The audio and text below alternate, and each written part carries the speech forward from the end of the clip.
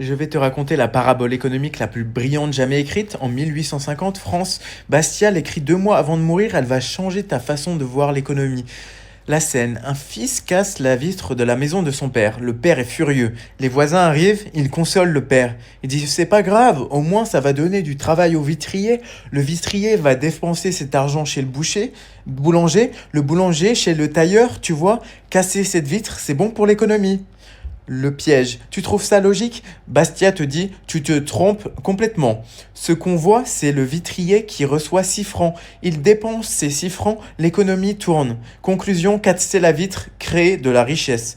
Ce qu'on ne voit pas. Sans la vitre cassée, le père aurait dépensé ses 6 francs autrement. Une paire de chaussures, un livre, un repas au restaurant. Le cordonnier, le libraire, le restaurateur n'auront jamais ces 6 francs. Le père a perdu sa vitre et son pouvoir d'achat sur autre chose.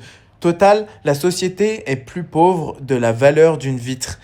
La leçon, Bastia invente ce que les manuels d'éco modernes appellent le coût d'opportunité. 200 ans avant tout le monde. Il dit, un bon économiste ne regarde pas seulement ce qu'on voit, il regarde aussi ce qu'on ne voit pas. En 2026, Macron a creusé 1200 milliards de dettes en 9 ans. Ce qu'on voit, c'est des ponts, des hôpitaux, des salaires de fonctionnaires. Ce qu'on ne voit pas, les entreprises non créées, les emplois privés non créés, les innovations bloquées.